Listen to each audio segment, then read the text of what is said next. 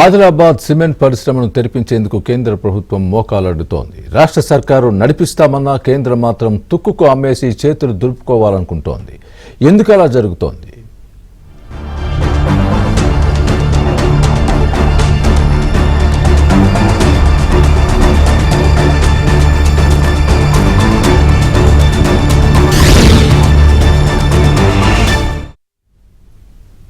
ఆదిలాబాద్లోని cement corporation of India పరిశ్రమపై రగడ కొనసాగుతోంది.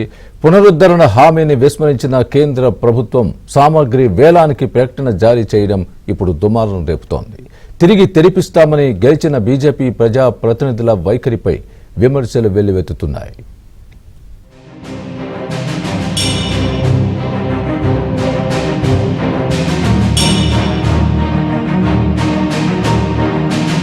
భౌగోళికంగా ఆదిలాబాద్ సిమెంట్ పరిశ్రమకు అనుకూలంగా ఉందని 1970 దశకం కంటే ముందే అప్పటి కేంద్ర ప్రభుత్వం గుర్తించింది.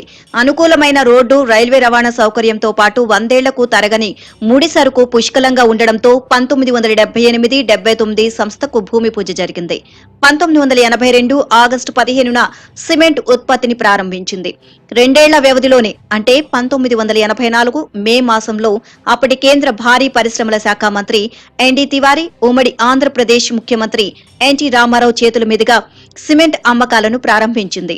సహజంగానే కొత్తగా ఏర్పడే ప్రభుత్వ రంగ పరిశ్రమల మాదిరిగానే 1984 నుంచి 90 వరకు నో లాస్ నో ప్రాఫిట్ కింద పరిశ్రమ కొనసాగింది. ఆ తర్వాత 1991 నుంచి 1993 వరకు లాభాల్లో నడిచింది. అలా దేశవ్యాప్తంగా ఒక వెలుగు వెలిగింది.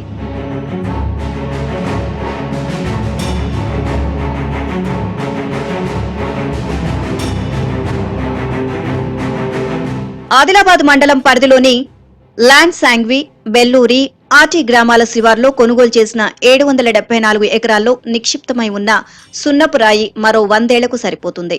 ప్రారంభంలోనే ప్రత్యక్షంగా 530 శాశ్వత ఉద్యోగులు, మరో 1500 మంది తాత్కాలిక ఉద్యోగులతో సహా దాదాపుగా 4000 మందికి ఉపాధి చూపి ఆదిలాబాద్ వ్యాపార జగత్తులో నెలకు 3 కోట్ల టర్నోవర్తో సంచలనం సృష్టించింది.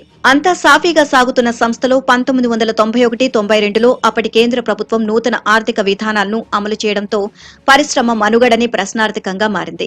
1991-93 వరకు 3 ఏళ్ల పాటు తీసుకున్న లాభాల వాటాను ఇవ్వని కేంద్ర ప్రభుత్వం బడ్జెట్ మద్దతును ఉపసంహరించుకుంది. ప్రభుత్వ నిధుల కేటాయింపు ఆగిపోవడంతో పాటు ఉత్పత్తి పేరుకుపోయింది. ఈ దశలోనే దేశవ్యాప్తంగా సిమెంట్ సంక్షోభం తలెత్తింది. ప్రైవేటు పరిశ్రమలతో పోటీ పడలేక ఆదిలాబాద్ పరిశ్రమ ఉత్పత్తి చేసిన సిమెంట్ విక్రయాలు ఆగిపోయాయి.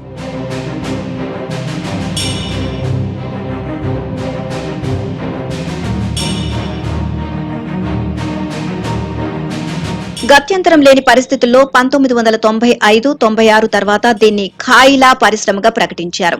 సంస్థను board of industrial financial reconstruction BIFIR కు నివేదించాక అదే ఏడాది సంస్థను విక్రయించాలి అనే నిర్ణయానికి కేంద్ర కేబినెట్ వచ్చింది.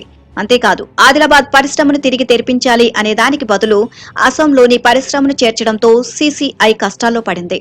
అప్పటి రాష్ట్ర, కేంద్ర ప్రభుత్వాల మధ్య సరైన సఖ్యత లేకపోవడంతో వెనుకబడిన ఆదిలాబాద్ జిల్లాకు బంగారు భవితను ప్రసాదిస్తుందనుకున్న CCI మనుగడే ప్రశ్నార్థకంగా మారింది.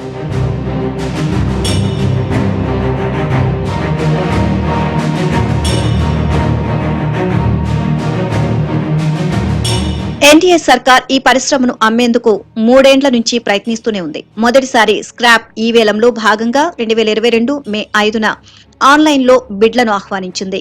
కేంద్రం నిర్ణయానికి వ్యతిరేకంగా బీజేపీ మినహా అన్ని పార్టీల నాయకులు అఖిలపక్షంగా ఏర్పడి ఆందోళనలు చేపట్టారు. దీంతో అప్పట్లో వేలం ప్రక్రియ నిలిచిపోయింది. మరోసారి ఈ టెండర్లను కేంద్రం పిలిచింది. ఈ నెల 7 నుంచి టెండర్లను ఆన్లైన్లో దాఖలు చేసుకోవచ్చు అని సూచించింది.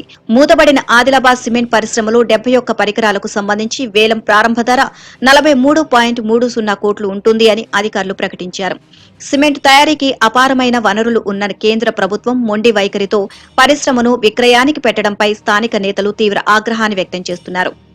కేంద్ర హోంమంత్రి అమిత్ షా కూడా పరిశ్రమను పునఃప్రారంభిస్తామని హామీ ఇచ్చిన విషయాన్ని గుర్తు చేస్తున్నారు.